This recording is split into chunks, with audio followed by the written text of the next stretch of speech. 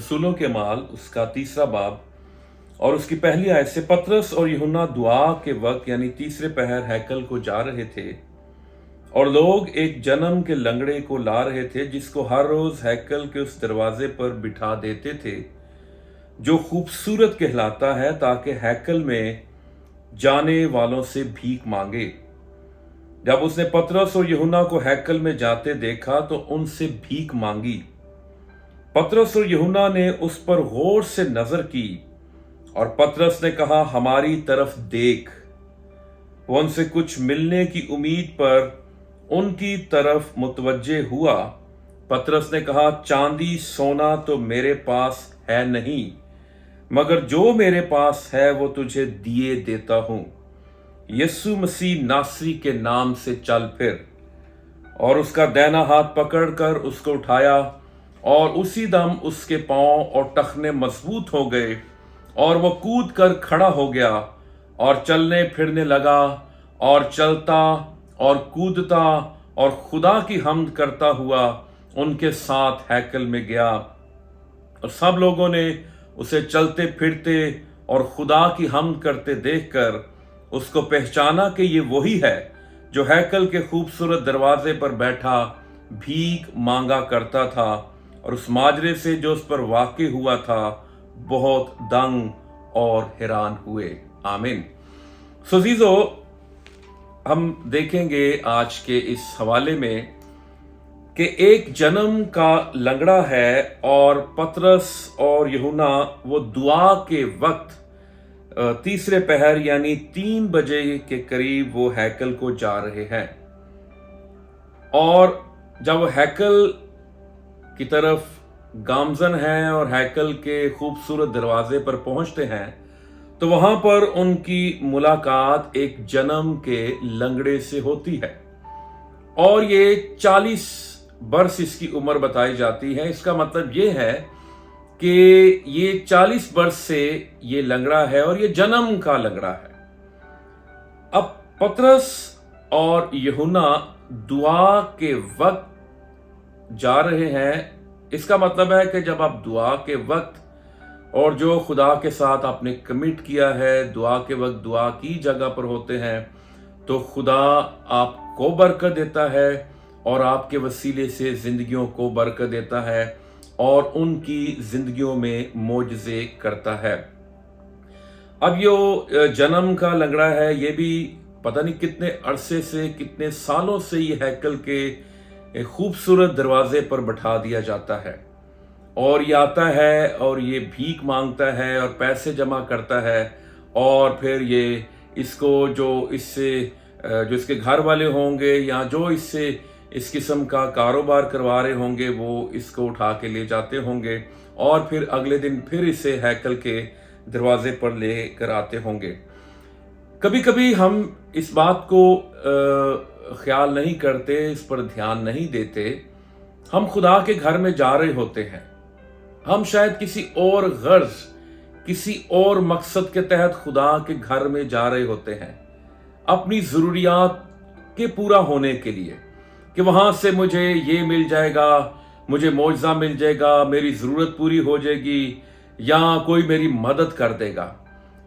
लेकिन कोई दिन आपकी ज़िंदगी में ऐसा आता है, कोई इतवार आपकी ज़िंदगी में ऐसा आता है जब खुदा आपकी ज़िंदगी में काम करता है, खुदा आपकी ज़िंदगी में मौजज़ा करता है।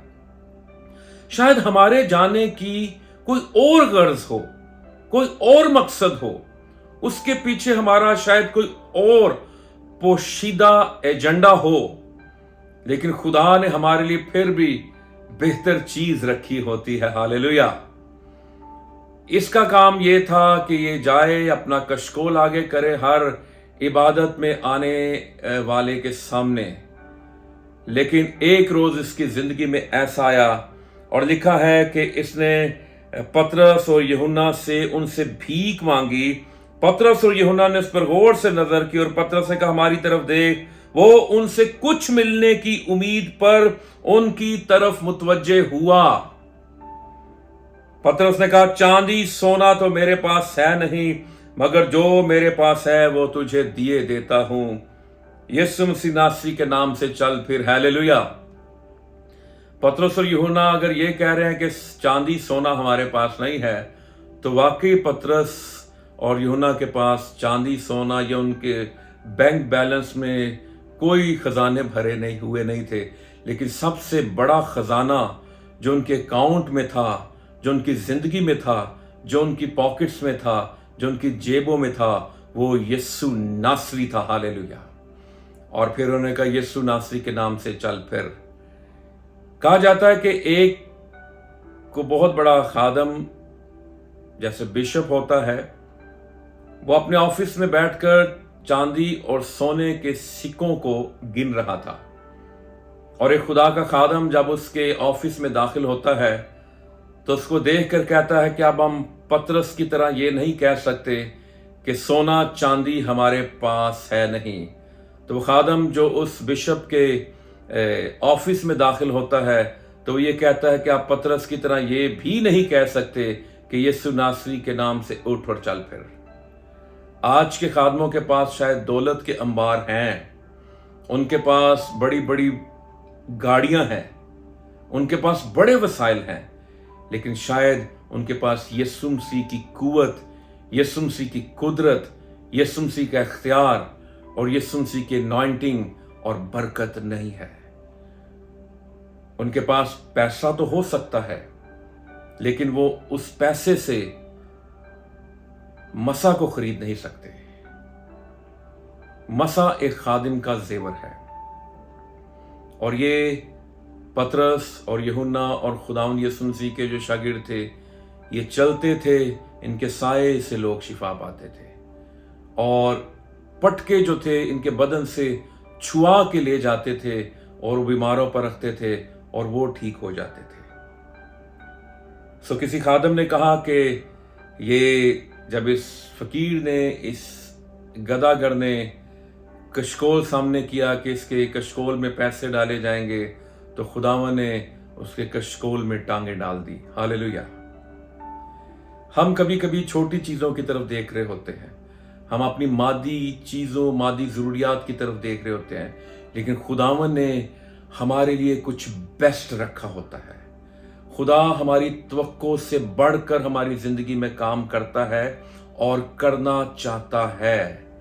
हम और हमारे जहन महदूद हैं, हमारी सोचें महदूद हैं, लेकिन खुदा लामहदूद है और उसके खजाने जो हैं वो लामहदूद हैं।